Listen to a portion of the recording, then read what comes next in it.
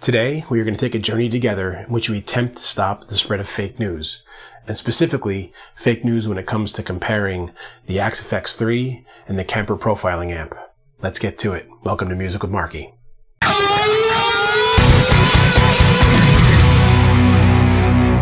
Okay, all pseudo-political satire aside, what I'm talking about today is kind of important for a series of videos I'm going to be doing.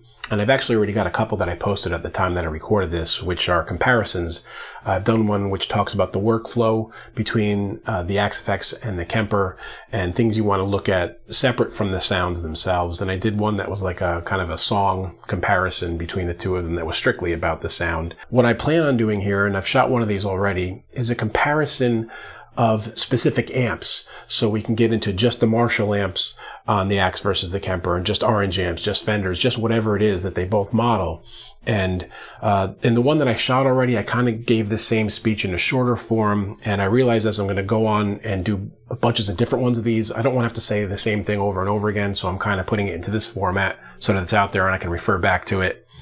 And what we're talking about here is making sure that when you're comparing these things, you're comparing apples to apples and not apples to oranges, to use the old saying. Now, they give you sounds in a very different way, but what I'm talking about is specifically having to do with impulse responses and what happens with the mic in front of the cabinet.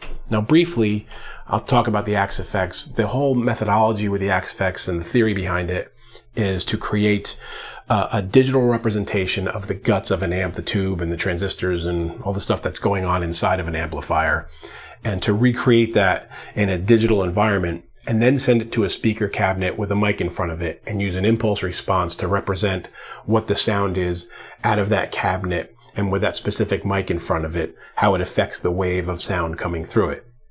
With the Kemper, it's more all about the impulse response, where the Kemper profiles an amp by sending this kind of weird digital signal that goes through a range of the sonic signals or sonic waves or sonic, I don't know, I'm at a loss for words here for what it is, but it sends that whole signal through it and then takes an impulse response at the various stages of the signal and recreates the sound. So the entire thing is based on an impulse response rather than just the speaker and mic. So now, all that said, the important thing to know here is that if you're going to compare a sound on one unit to the other, if you're not comparing the amp into the same cabinet with the same microphone in the same position, you're not really getting a fair comparison. If you've ever recorded an amp with a mic in front of it, or a cabinet, with a head on top of it with a mic in front of it before, you may not be aware of this, but if you have the same mic, even an SM57, let's say, and you put it in the center of the cone and record it, if you move it at an angle like 45 degrees or you move it a few inches off of the cone, the sound changes noticeably. You'll have to move it around to find the sweet spot that you like best. So if we're talking about a comparison of an Axe effects patch that is using, say, a Marshall, and it's plugged into a 4x12 cabinet of whatever brand, and you can find the same exact thing on the Kemper, but one of them has an SM57 and one has an SM58, or one had the 57 in the center and one had the 58 or the 57, the same 57 off on an angle, they're not going to sound the same to you, and you're going to think you're making a fair comparison between the two units, and you're not really.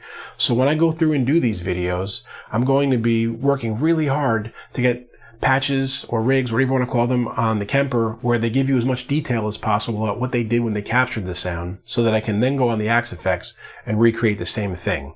Now let me give you just kind of an audio example of what I'm talking about, so you can hear for yourself what a subtle change does to make an incredible difference to the sound that you're hearing. Okay, so I've loaded up Plexi 100 watt here into the Axe effects, and the first cabinet I'm going to push it through, let me have a look here, is a 2x12 recto with an SM57 in front of it. It's got the Celestion 60s in it as speakers.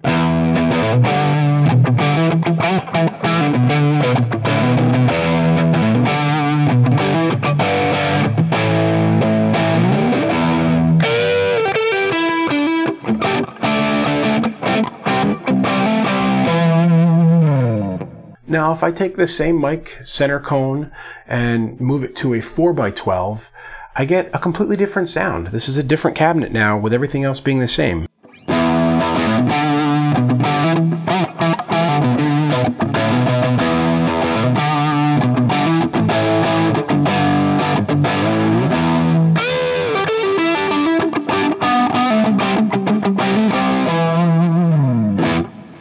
That same 4x12 recto cabinet, same position of the mic, just a different mic now.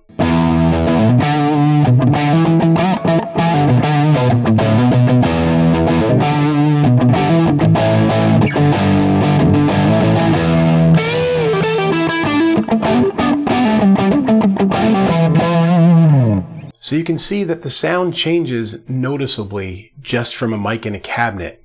So be careful when you're looking at comparisons of these two things in whatever videos that you're looking at.